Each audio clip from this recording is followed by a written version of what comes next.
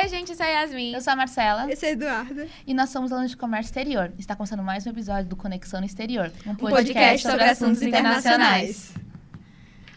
No episódio de hoje, a gente vai discutir um pouco sobre o impacto do K-pop e como o aumento da importação dos produtos coreanos foi acontecendo aqui no Brasil. Eu acho que todo mundo se lembra do viral que teve em 2012. Também teve pegou um pouco de 2013. Até hoje, se tocar, você sabe que é Gangnam Style. Pra quem não conhece a música, eu não posso cantar porque tem direito autoral aqui no YouTube, se você estiver vendo pelo YouTube. Mas é aquela que fica... Todo mundo lembra. Todo mundo dançou. Quem tava vivo naquela época, né? E até quem não tava, se duvidar, dança. Aquela música, pra quem não sabe, é a música de um cantor coreano chamado Psy.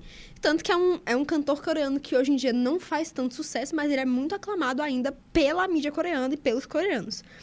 Foi o primeiro vídeo da história do YouTube inteiro a ter 1 bilhão de views. Sim. Em 2012, 1 bilhão de views é porque hoje em dia... um monte de gente tem 1 bilhão de views. Em 2012 não tinha, gente. Era algo extraordinário, Era muito difícil.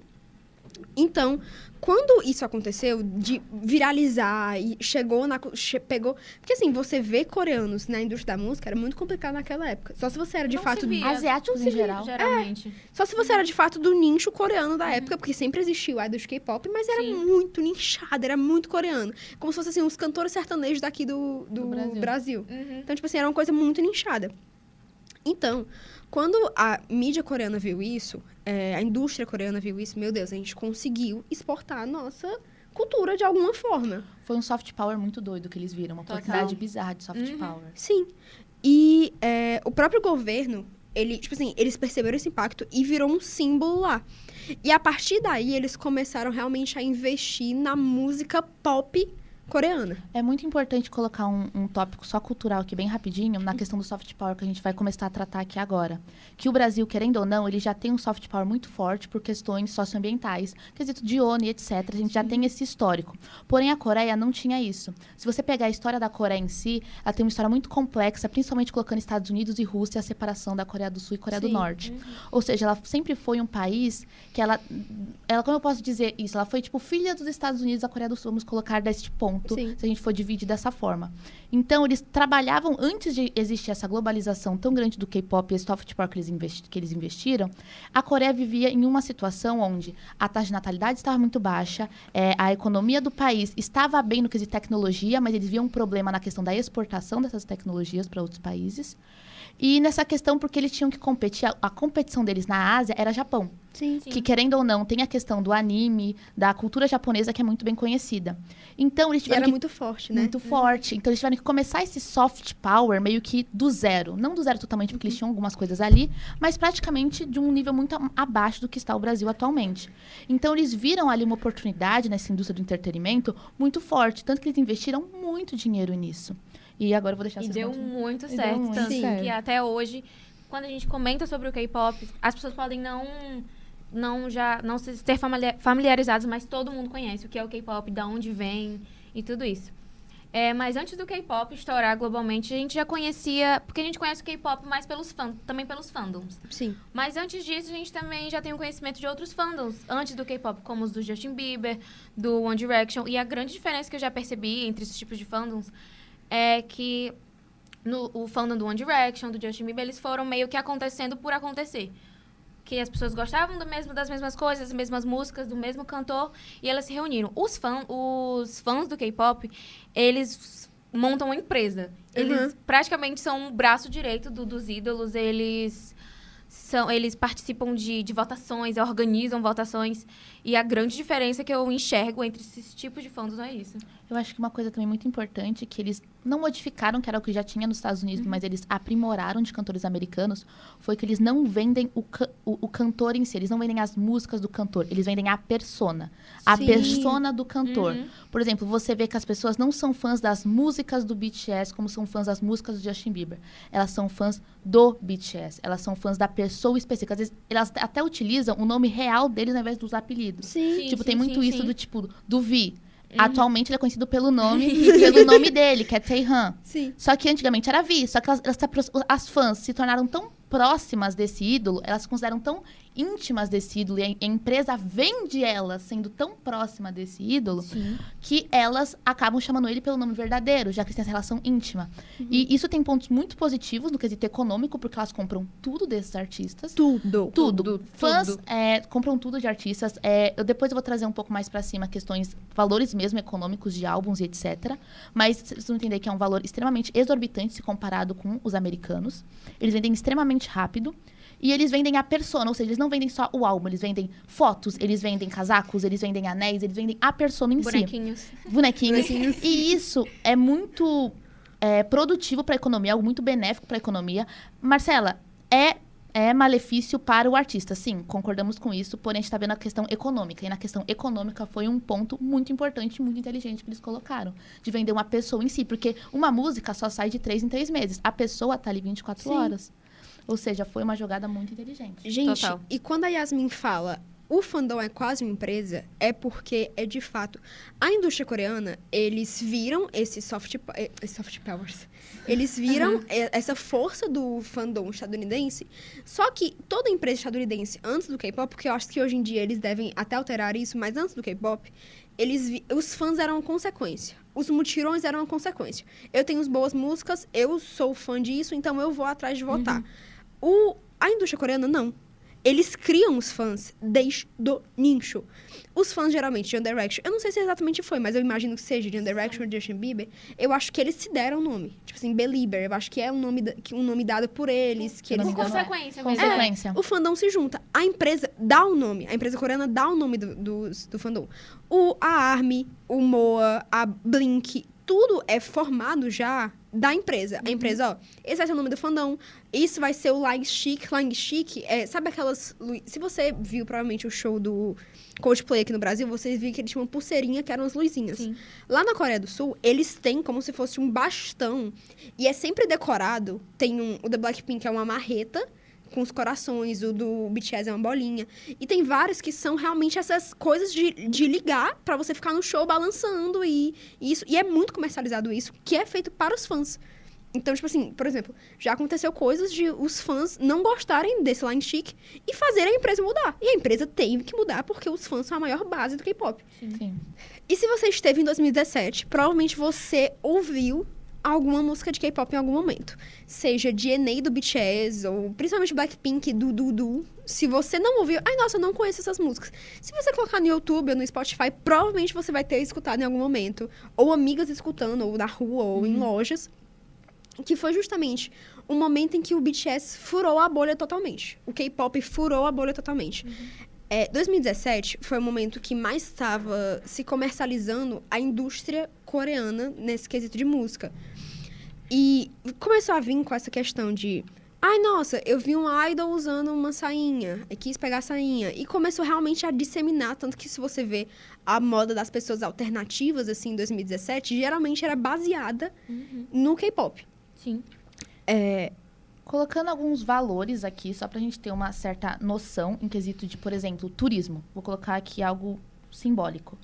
Se você pegar em 2013, que vamos colocar que foi o ano que o BTS estreou, né? Vamos colocar assim. O PIB, em questão de turismo na Coreia, era 1,4% do PIB nacional, era turismo. Quando o BTS, em 2017, deu aquele baque, a coisa de viagem e turismo na Coreia, a contribuição para isso subiu para 4,7% no PIB nacional.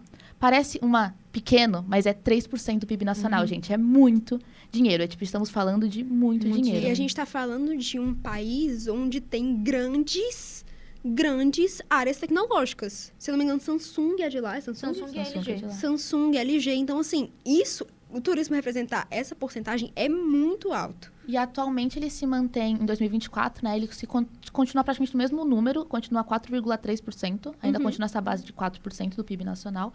Isso é muita coisa para um país que, querendo ou não, há 20 anos atrás, ninguém não, mas poucas pessoas tinham o sonho de conhecer a Coreia do Sul. Sim. Porque se você pegar os países concorrentes asiáticos com próximos dela, a China tem, querendo ou não, uma das 7 maravilhas do mundo. Sim. O Japão é conhecido pela sua arquitetura, pelas suas tecnologias e etc. Até o anime também. Até o anime, querendo ou não, tem essa questão.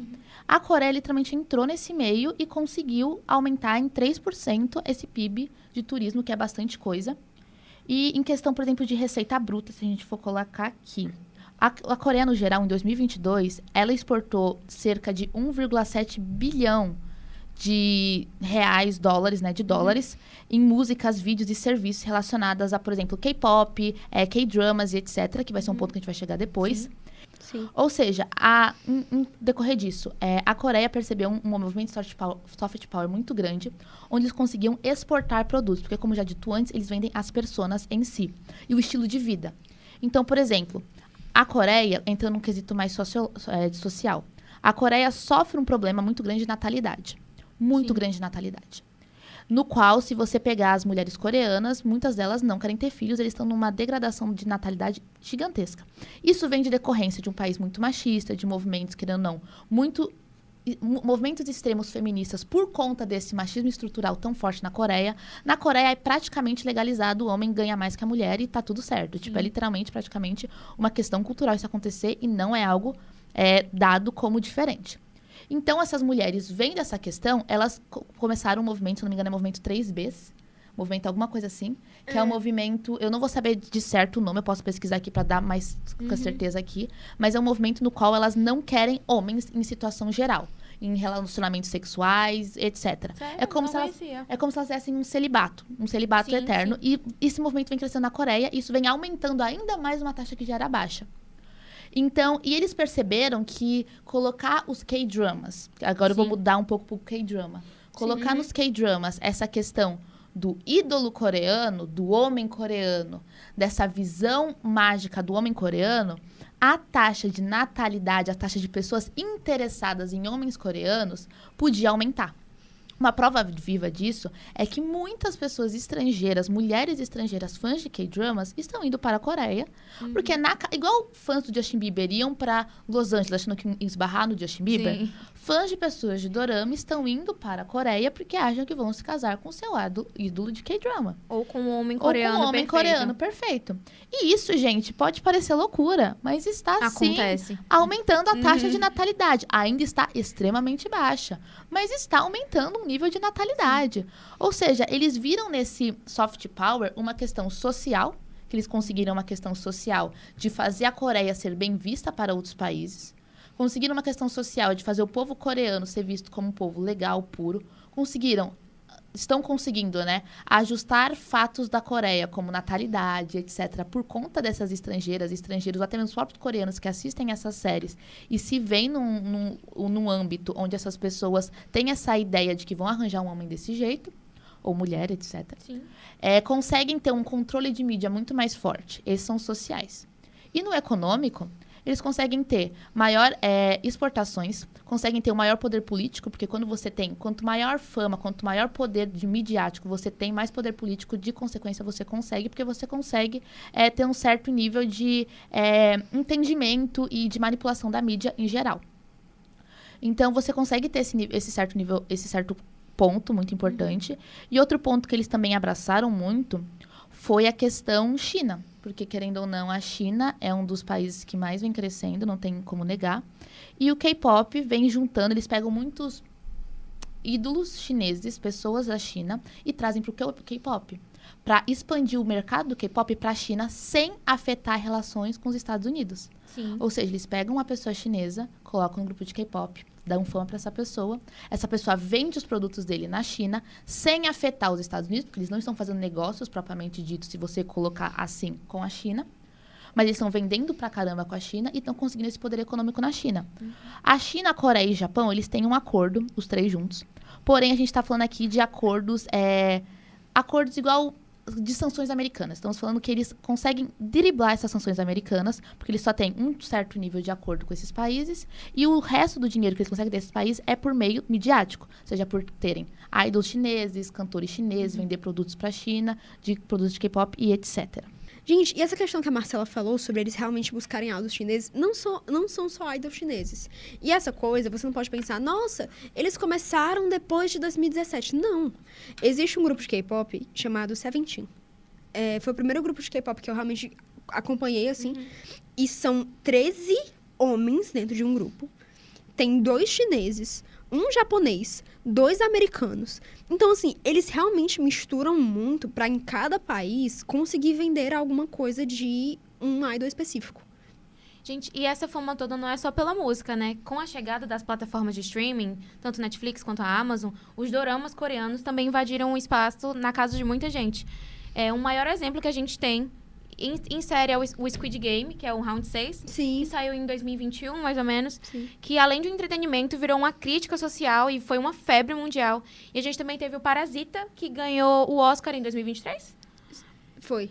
Então, além de mostrar... os doramas coreanos, além de mostrar aquela relação que a Marcela até comentou, do relacionamento, do casal, os doramas eles mostram o país em si da Coreia, e como eles são modernos e cheios de cultura. E isso aumentou muito a curiosidade das pessoas em relação à moda, à comida. Quem nunca quis comer um ramen picante ou as comidas coreanas que tem, né, nas séries, nas novelas, enfim. E... Não, deixa eu acrescentar. Tá. O primeiro dorama que eu me lembro que foram um pouco a bolha, assim, dessa coisa coreana, foi entre os próprios fãs de K-pop em 2017, que foi Love Alarm. Não sei se vocês já ouviram falar, mas foi o primeiro que realmente quebrou a bolha. E o pessoal ficou, nossa, ele é muito perfeito, não sei o quê. E era justamente um triângulo amoroso, que é uma coisa que funciona muito hoje em dia. Sempre funcionou, né, essa questão de triângulo amoroso. Então, eu acho que foi justamente por essa questão de ter furado muito a bolha. E querendo ou não, dorama, gente, influencia muito no consumo. Sim. Muito no consumo. Antes das lojas coreanas, que a gente vai chegar um pouco mais à frente, virem para o Brasil, a gente começar a importar muito produto coreano, realmente esses ramens e tal, teve um certo momento, eu acho que mais ou menos 2019, que realmente empresas que tinham de miojo, que tinham o nome ramen, eram mais vendidas, geralmente mais buscadas por esses fãs de K-pop, por esses fãs da indústria coreana, no geral, do que os tradicionais. Do que o miojo, do que... Todos que tinham ramen, é porque é lamen, né, que eles escrevem, mas todos que tinham ramen eram mais buscados. Eles estão utilizando isso muito como uma forma de propaganda indireta. Quando, tipo, você vê um personagem utilizando um cosmético ou até comendo algum certo tipo de comida, você sente vontade de consumir aquilo também. Então, eles perceberam isso e utilizaram muito dessa pegada. Só colocando mais valores, né? Porque a gente, querendo um comércio exterior, tem que colocar valor em tudo, né? Sim. Em 2022, que foi o ano que a Coreia mais faturou em quesitos de entretenimento, né? A Coreia do Sul exportou 1,7 bilhão de música, vídeo, serviços relacionados, o que foi um aumento de 48% comparado com o ano anterior. Sim. 48% é muito. É muita coisa. Foi um aumento, gente. Não foi tipo, ai, nossa, vendi. Não, foi um aumento de 48%. E as exportações, em média, né, dizem que elas conseguir em dólares 13,24 bilhões em 2022 também, que foi o ano que mais faturou. Outro ponto muito interessante é colocar que esse crescimento ele não diminuiu, muito pelo contrário. Nos outros anos, ele continua em 13%, 13 bilhões, 12 bilhões. Continua ainda muito forte. Teve, sim, uma leve desacelerada, vamos colocar assim, de 2022 para 2024. Sim. Obviamente, ele não diminuiu, mas ele teve uma desacelerada. Porém, ele ainda continua muito forte. E uma coisa muito legal de se colocar é que o Soft Power na Coreia, que está em ascensão, querendo ou não, está em ascensão no Global Soft Power Index 2025. O país ficou em 9º lugar no pilar de cultura e patrimônio, em 7º lugar em arte e entretenimento, impulsionado pelo K-pop. Estamos falando aqui de um país que há 10 anos atrás não estaria nem no top 10. E estamos falando aqui de um país que está competindo com Estados Unidos, Inglaterra, querendo ou não, artistas latinos, como, por exemplo, Colômbia, etc., que é onde vem diversos artistas. Japão, Europa em geral, que existe, querendo ou não, um eurocentrismo muito forte. Então, é um país pequeno, que, querendo ou não, teve esse crescimento cultural extremamente forte, que está em 7º lugar no quesito de arte e entretenimento pelo Soft Power, impulsionado pelo Soft Power, que foi impulsionado pelo K-pop e K-dramas. E quando a Marcela fala de desaceleração, não é que ele parou de crescer, é que entre 2022 e 2024 ele continua crescendo, só que de uma maneira mais devagar, podemos dizer assim. Sim. E trazendo assim mais para o nosso quintal também, que é o Brasil, essa onda coreana, ele impactou muito também o nosso mercado de cosmético, né, da beleza. Tanto que o mercado brasileiro abriu totalmente para o mercado coreano. em questão de máscaras, de sérums, protetores solares. A importação desses cosméticos coreanos cresceram mais de 50% aqui em 2024. Então, é um valor bem considerável. Encaixando com a questão que a Marcela falou, deles estarem exportando muito culturalmente, musicalmente eles mesmos. Em 2019, o K-pop antes, ele era adicionado como, melhor grupo. Melhor grupo que fala melhor banda. Então, por exemplo, é porque eu realmente desconheço algumas outras bandas, mas vamos colocar, ele se encaixava junto com One Direction, ele se encaixava junto com outra banda de rock. Em 2019, o VMA criou a primeira categoria para K-pop, que foi chamada Best K-pop. Isso mostrou que o gênero tinha uma força suficiente para ganhar um lugar ganhar um lugar nas grandes premiações, um lugar só dele. Só que uma coisa que realmente foi aquele debate, tipo assim, nossa, será que realmente é um reconhecimento ou será que é uma segregação? Porque, querendo ou não, hoje em dia a gente vê, nossa, Grammy Latino. Existem muitas opiniões sobre o Grammy Latino, se está segregando pessoas do âmbito latino, porque, querendo ou não, a gente não pode imaginar que tudo isso é perfeito.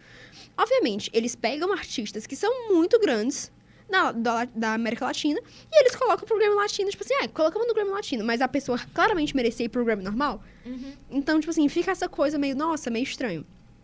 E depois de um tempo, outras premiações foram seguindo isso e foram adicionando mais lugares no K-pop. Tipo assim, melhor artista de K-pop, o BMA, a Billboard colocou também, ela colocou 3 categorias, Top Global K-pop Artist, and Top Global Touring, eu não sei falar isso, mas enfim. Mas criou mais 3 e foi crescendo dessa forma. E hoje é impossível você falar de música sem incluir a música coreana, sem incluir o K-pop. Né? Mesmo que seja com ódio. Porque, por exemplo, mesmo que você desgoste, eles vão estar incluídos. Eles de vão uma estar forma incluídos, ou outra. não tem o que fazer. Total. Puxando também para o mercado da moda, que a Marcela pode até comentar mais sobre. Essa pegada do streetwear, de roupas oversized, também vieram aqui para o Brasil, dessa pegada coreana, muito inspirada em idols. Até roupas que eles utilizam, empresas brasileiras criaram suas lojas aqui, suas empresas, com esse estilo de roupa, não é isso? Aconteceu? Sim. Um ponto muito importante é que a Ásia, no mundo da moda em geral, sempre foi conhecido pelas suas diferentes estéticas, porque a gente tem que colocar que os países asiáticos são países extremamente antigos. Sim. Então, isso dá uma carga cultural para eles muito grande, e isso infringe, querendo ou não, dá um certo peso para eles na moda propriamente dita. E é muito importante colocar que China, Japão, até mesmo a própria Coreia, já eram conhecidos por seus estilos, porém de uma forma mais nichada. Porque a gente precisa colocar, gente, porque na moda, querendo ou não, o eurocentrismo e os Estados Unidos estão, querendo ou não, são um foco muito grande. Porém, o que aconteceu? Para as pessoas de moda propriamente dita, esse estilo streetwear, esse estilo Douyin, vários tipos de estilo, coquette, etc., já são muito fortes em países asiáticos em geral.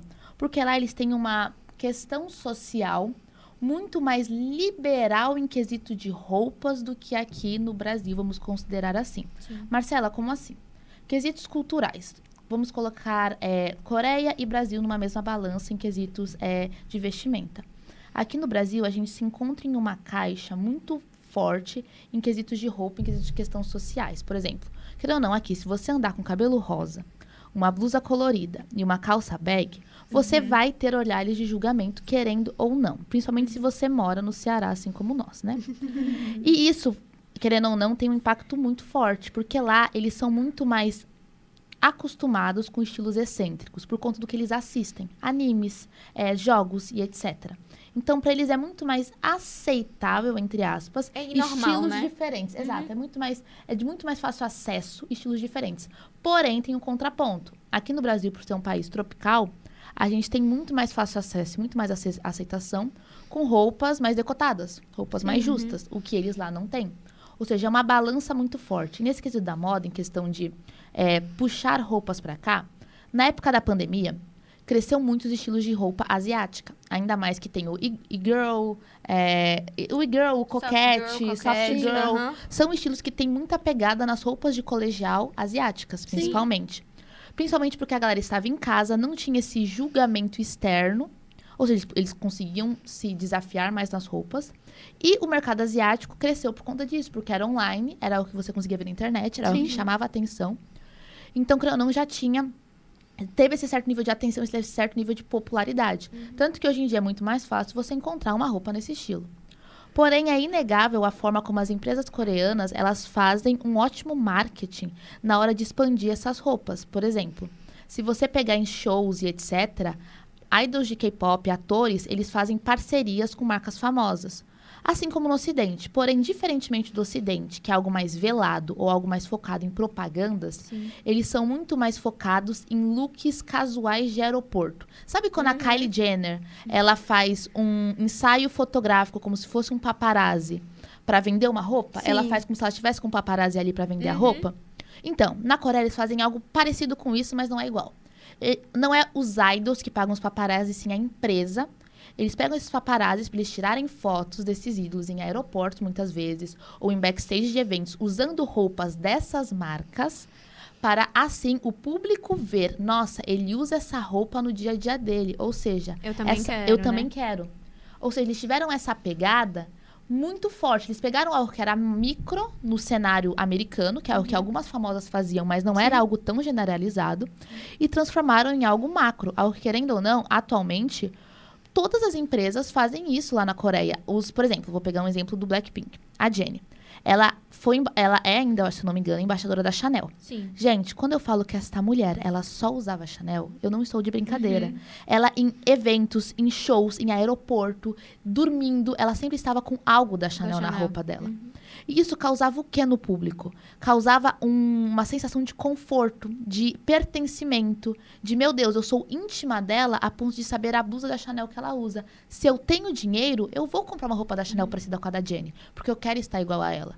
Então, isso criou um clima de pertencimento na moda. Uma aproximação, de proximidade também muito forte. Tanto é algo que você vê que está crescendo no mercado americano também. Vem crescendo esse nível de streetwear em quesito de compra. Porque o streetwear, antigamente, era uma coisa muito mais moda de rua.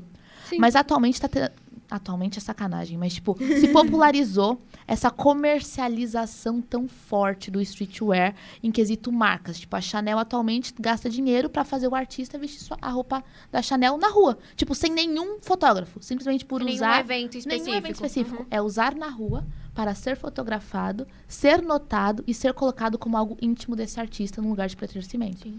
Então, isso é o que a Coreia colocou bastante e que cresceu estilos diferentes também. Gente, e essa coisa da moda, tanto dos cosméticos quanto da moda, é muito forte na Coreia.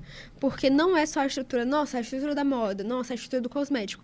É muito sobre uma estrutura de, meu Deus, a gente tem que ser perfeito. Os padrões coreanos são absurdos. E quando eu digo é absurdo de fato.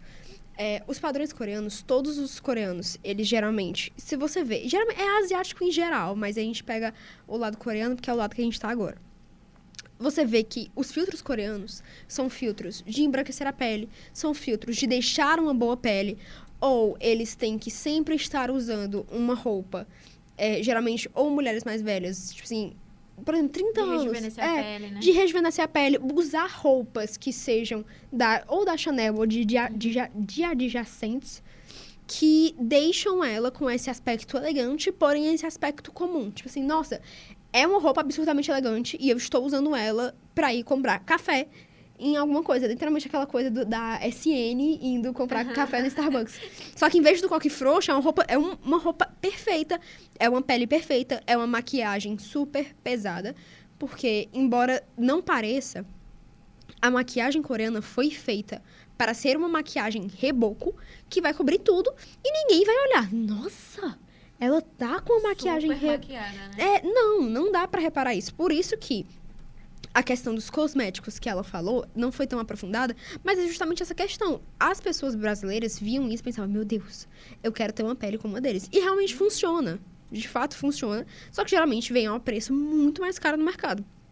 Um ponto muito legal de colocar é que a Coreia do Sul é considerado o país com a maior taxa per capital de cirurgias plásticas no mundo. Ou seja, em personas, né, em pessoas, se colocar sei lá, 10 pessoas, o número de pessoas com cirurgia plástica na Coreia é o maior do mundo. Ou seja, lá é muito comum a cirurgia plástica, algo cultural.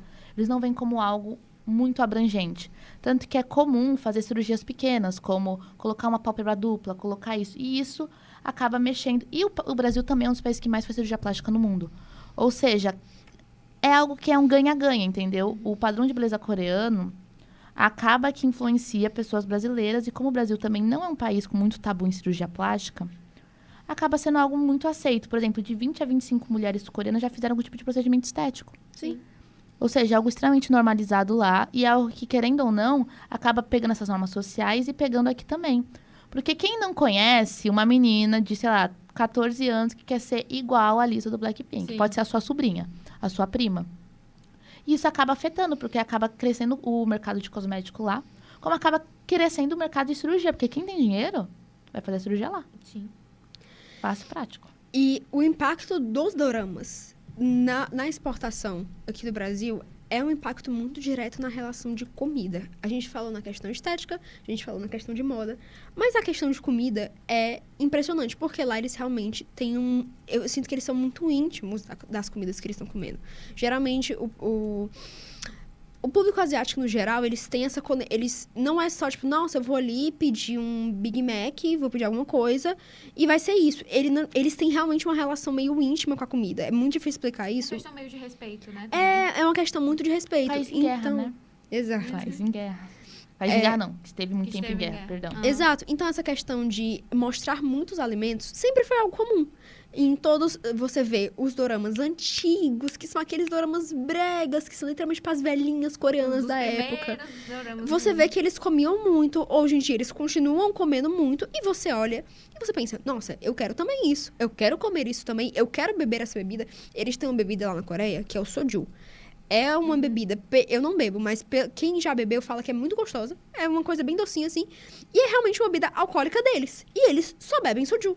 É tipo assim, obviamente, os mais ricos e, tipo assim, alguns idols de K-pop aparecem bebendo uísque, alguma coisa. Mas, gente, é tão difícil. E eu acompanho o BTS e é muito difícil. Eles só tomam soju, eles só tomam essas coisas. E quem vê, pensa, nossa, eu quero também. Então, E Pode falar, uma coisa que eu percebo também assistindo os doramas é que em cenas que eles estão comendo, demoram bastante, tipo, eles tiram muitos minutos daquele episódio pra mostrar mesmo os atores comendo, até as comidas em si. E aí, você vai querendo isso. Nossa, eu quero muito, eu quero muito, eu quero muito. E alguns restaurantes aqui no Brasil, no começo, começaram a vender essas comidas coreanas. E depois vieram realmente as lojas coreanas. Só um momento aqui.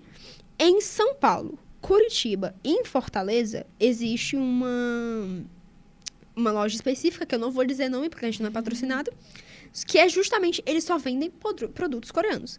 E que eu diga produtos coreanos, nossa, Eduardo, é só comida? Não, mas tem muita comida. Tem uma parede lá que é só dos macarrõezinhos picantes.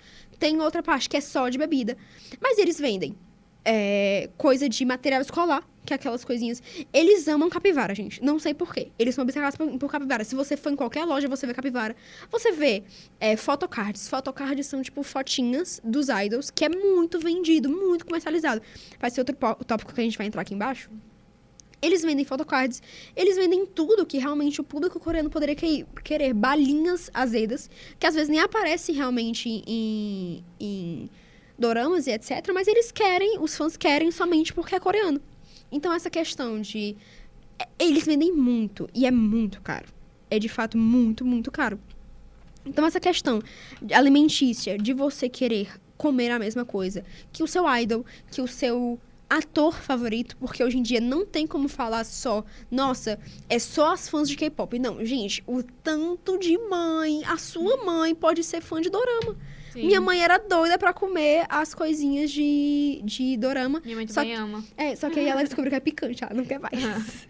Mas, tipo assim, qualquer pessoa quer. Minha irmã é louca pra comer. Minha irmã tem 9 anos, gente. E ela assiste. Ela já assistiu um dorama específico, que é... True Beauty? Isso. Isso. Beleza Verdadeira. Verdadeira. Ela já assistiu umas 7 vezes. Gente, uma criança de 9 anos. Ela é apaixonada. E tipo, nossa, os coreanos são muito bonitos. Então, realmente é essa coisa como a gente De falou mais pra trás, idealização, né? de idealização coreana. Muitas mulheres, realmente, você vê no TikTok, muitas mulheres querem se casar com coreanos, muitas mulheres se casam com homens coreanos. Então, é realmente bastante forte essa questão aí. Agora vamos para valores, né? Dados comparativos, IVAs comparativas. Pegamos aqui os dados de 2014 e 2024, comparando, né, 10 anos. E a gente vai comparar a questão da Coreia com o mundo inteiro. Exportações no quesito global e depois a gente vai para o Brasil propriamente dito. Em quesito exportações totais da Coreia do Sul. Em 2014, exportações totais foi de 710,5 bilhões em 2014 e 753,55 bilhões. Foi um crescimento modesto, considerando a inflação, expansão do mercado global e etc., mas significativo a longo prazo, e eu vou mostrar o que inflou e o que desinflou em questões gerais. Indústria do conteúdo cultural, que é a questão de doramas, músicas, etc. Em 2014, foi 5 bilhões de exportados, em 2024 cresceu para 13,6 bilhões. Um aumento significativo de 2,7 vezes em 10 anos, refletindo o boom do que a Duda já falou, né, que é o Hallyu. Exportação de cosméticos, né, os produtos coreanos propriamente ditos. Em 2014 foi 1,8 bilhões em 2014 e em 2024 foi 10,28 bilhões. Um crescimento enorme de 5,7 vezes o valor mostrado no ano anterior, mostrando o quão dramático esse setor se expandiu globalmente. Agora, valores mais do Brasil, né? O que a Coreia mais exporta para o Brasil, né? Muito importante ressaltar que a Coreia é um país focado em tecnologia, ou seja, os primeiros produtos da Coreia não serão produtos de skincare, produtos sei lá, álbum de idols. Vão ser produtos eletrônicos, porque é o foco deles, assim como o Japão e China, países asiáticos. Ou seja, estamos em equipamentos elétricos e eletrônicos, né, em primeiro lugar. Maquinários, em terceiro lugar, veículos. E em quarto lugar, plástico. Em quinto, ferro. Em sexto, já vem produtos farmacêuticos, que já cresceu posições, porque ele já se encontra em sexto lugar. Em sétimo lugar, químicos orgânicos. Em oitavo lugar, aparelhos ópticos para médicos. E em nono lugar, cosméticos, perfumes e lojas de beleza. Ou seja, cosméticos e lojas de beleza se mostram em dólares, né? 31,56 milhões. E produtos farmacêuticos, 237,53 milhões. É muita coisa. É muita coisa, gente. Para um país que é focado em tecnologia, o foco deles há 10 anos atrás não era expandir produtos de beleza. Não era esse o foco principal do país. E colocando na exportação geral, né? Em exportação Brasil e Coreia, os números deram uma leve diminuída. Porém, a gente está falando aqui de 2024 e não 2022. Em 2014, as exportações mensais tinham uns picos, né? De 801 milhões de dólares, mensal, né, em média. E em 2024, esse valor se aproximou de 420 milhões. Esse crescimento pode ser vindo decorrido de inflações e outras taxações que não necessariamente são taxações do próprio país para o outro, e sim inflações comerciais totalmente normais, além de uma migração do centro desses produtos exportados, que provavelmente eram tecnologias, que eram da Coreia, virem da China atualmente. Porque atualmente o Brasil está com o mercado com a China, que em quesitos tecnológicos é o maior foco deles. Então, é de se esperar essa queda. Porém, essa queda não é para ser vista como uma defasagem do K-pop no quesito global, e sim como uma prova viva de que em quesitos de exportação e importação, exportou menos para o Brasil, porém essa exportação foi em quesitos materiais e não em quesitos culturais. Em quesitos culturais, a visualização de produtos coreanos, de Coreia, etc., em geral, já foi mostrado antes, foi um crescimento praticamente de 5 vezes, 5,7, se não me engano que eu falei, vezes em todo o mundo. Sim. Ou seja, essa expansão cultural foi extremamente grande. E além do que a Duda comentou sobre os lag sticks, esses álbuns, esses photocards que, né, são muito comercializados, a gente não pode deixar de falar da parte eletrônica, dos eletros, que a gente tem como exemplo a Samsung, a LG, tanto que eles utilizam esses idols para utilizarem os celulares, os eletros dessa marca em shows, em aeroportos, como a Marcela comentou. Para dar um fecho geral no que a Yasmin falou, uma complementada, quem aqui não tem um celular Samsung, gente? Ou conhece alguém que tem um celular com Samsung? Né? Pelo amor de Deus, tipo, o LG. Quem nunca teve a TV que você ligava, aparecia o LG. Tipo, a Coreia do Sul é muito forte em quesitos tecnológicos, isso é inegável, tanto que é o ápice da economia sul-coreana é a tecnologia, gente. Eles investiram em educação, essa educação gerou para eles melhores trabalhadores, melhores personas propriamente ditas para consolidar essas tecnologias. E assim se formou um centro tecnológico gigantesco. Isso é inegável.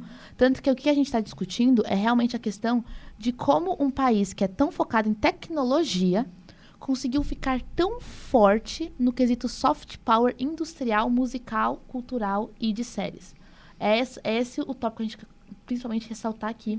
E como esse país, querendo ou não, mesmo vindo de um histórico de guerras recentes, de um extremo um conflito frio, não frio, né? Não se pode colocar Sim, frio. é. Um conflito extremamente aberto, né? Querendo ou não, acontece em meio de provocações e etc. entre Coreia do Sul e Coreia do Norte, que, querendo ou não, nunca assinaram realmente propriamente dito um tratado de paz. Sim. Conseguiu uma consolidação tão grande, tanto no âmbito tecnológico, tanto no âmbito das mídias sociais a partir de agora, né? No quesito da tecnologia, a gente pode dizer com tranquilidade que foi questão realmente de investimento na área da educação. Isso não sei o que estou falando, são pessoas que estudam isso. Realmente, investimento na área da educação, muito... Isso foi um investimento a longo prazo, tá, gente? Eles investiram na educação há muito tempo atrás para, assim, gerar bons profissionais, para, assim, gerar uma boa dupla na parte de tecnologia e nessas partes de inovações no geral, carros e etc. E outro ponto importante no quesito que foi a primeira ponto que a gente ressaltou aqui, mas que é bom ressaltar só para essa finalização, é que a parte de soft power foi realmente, eles estavam no momento certo, na hora certa, e souberam usar esse momento a favor deles. Eles utilizaram uma música que estourou para utilizar de um soft power que até hoje afeta positivamente o país que eles estão inseridos, podendo salvar eles em situações de natalidade, em situações econômicas, e que atualmente se vê em uma mídia social extremamente forte, que vem quebrando alguns paradigmas colocados no eurocentrismo e no quesito americano. Ou seja, é extremamente, muito impressionante o que o governo fez em relação a pegar esse soft power que apareceu na mão deles e moldar eles para se tornar um dos maiores soft powers, o 7º lugar em soft power de entretenimento do mundo. Foi realmente algo muito incrível. Agora, a gente acho que já pode fechar um pouco. É isso, gente. Esse foi o episódio do Conexão Exterior. Espero que vocês tenham gostado. Eu espero que vocês sigam a gente, tá? No Spotify, YouTube, Instagram, TikTok, todas as mídias são Conexão Exterior. É só pesquisar. É um símbolozinho que tá aí na capa do YouTube, cinza, Sim. com a escritinha laranja não, azul.